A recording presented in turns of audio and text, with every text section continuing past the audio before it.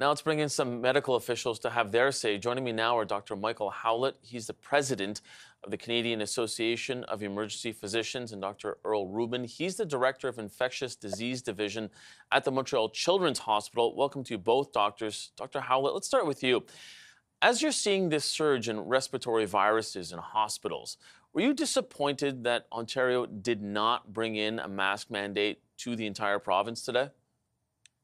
I think that I think I would say less disappointed, but more concerned that we're going to fall behind in addressing the situation. If you talk to infectious disease experts, they would say this is precisely the time that you want to put in place your public health preventive measures. When we're seeing admissions to hospital, I was working last night, I worked on the weekend. We're seeing a large number of children. I've admitted a couple of children in the last few days. The children are sicker with these flus than we usually see in the past. And of course, they're ending up in ICUs, they're ending up with prolonged illness on ventilators in some instances, and our pediatric units are becoming overwhelmed with the cases. I don't know what it takes to say that we are in an impending crisis of this particular winter flu season, and it's starting like 2 and 3 months earlier than it usually does every other year.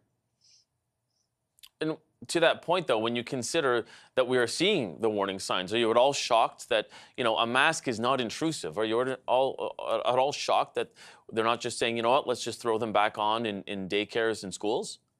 I see no reason why not. I mean, I have family members myself with immunosuppression, with children, and when the children get sick, they mask or they stay at a different house. I don't know why that should be any different for anyone else than it is for me or my family. I think that the responsible thing to do is to try to prevent transmission. Don't wait till people get sick. Dr. Rubin, I was going to ask you, the Quebec College of Physicians is also recommending people wear masks in public spaces because of the overflow pediatric emergency rooms. How bad is the situation at the Montreal Children's Hospital right now? It's horrific.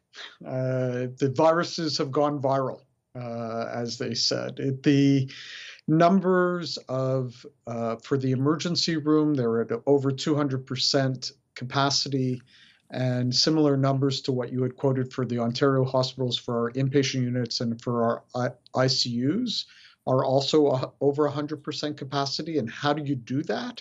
Is we have a brand new hospital, or it's 5 years old, and they're single bedded rooms, but we are doubling kids up because we just don't have the space.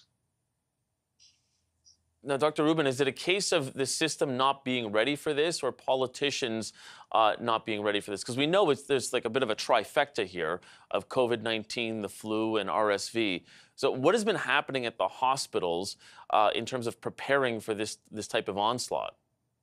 Yeah, so really at this point in time, the overwhelming majority is still RSV. Flu is here, so we anticipate that the numbers will go up. For COVID right now, we are relatively stable. The majority of kids who are admitted with COVID are admitted for another reason and found to be COVID positive. But with BQ1 and 1.1 and BA 4.6, we don't know what's coming. So that's where that triple threat really is. But at this point in time, it's really RSV that is the issue. So to answer your question, there's kind of that perfect storm that's brewing. We have easy transmission of these viruses. We have a population that is non-immune because they've been wearing masks and distance and not going to school in the last couple of years. So you get increased numbers who are vulnerable. And on top of that, you have kids who are not only vulnerable, but because they don't have immunity are getting sicker. So all of these things are coming into play. In terms of preparedness, to answer your question, at least here in Montreal and Quebec, we moved to a brand new hospital. And what the government did is they decreased the number of beds as we moved to the hospital, feeling that there more kids and adults, for that matter, could be managed on outpatient basis, and we don't need as many acute care beds. And that really has come to the forefront during COVID for the adults, and now for us, that we really don't have enough beds. If we did have enough beds, the next problem is, do we have manpower? And nurses are burning out. There are different political issues that prevent other nurses to get licensed. It's all of these things come into play. Dr. Howlett, I've got only 30 seconds left. I mean, are you seeing this similar situation in Ontario, especially when you consider that some hospitals are looking to admit ICU patients that are age 14 and older in adult ICUs? Is this becoming a bit of a domino effect?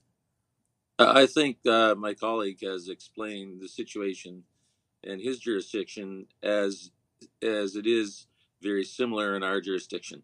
We are seeing the same types of viral issues. We're seeing the same type of admissions to hospital. We have the same hospital capacity issues. This is a Canada-wide problem. This is an international problem. We see in many countries that we have prepared over the years for a stable healthcare system without stresses. And now that stresses on the system have come along, we're now realizing that we are under capacity in our capability to deal with disasters, with significant infectious disease or other types of events. We don't have the capacity. It hasn't been built into our system, and it needs targeted intervention very soon on the part of those who take care of and fund the system.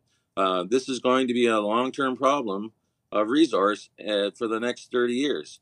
And if we don't get it right now, we're going to have a lot worse trouble than we have now. Dr. Michael Howlett, Dr. Earl Rubin, thank you both for joining us. We appreciate that.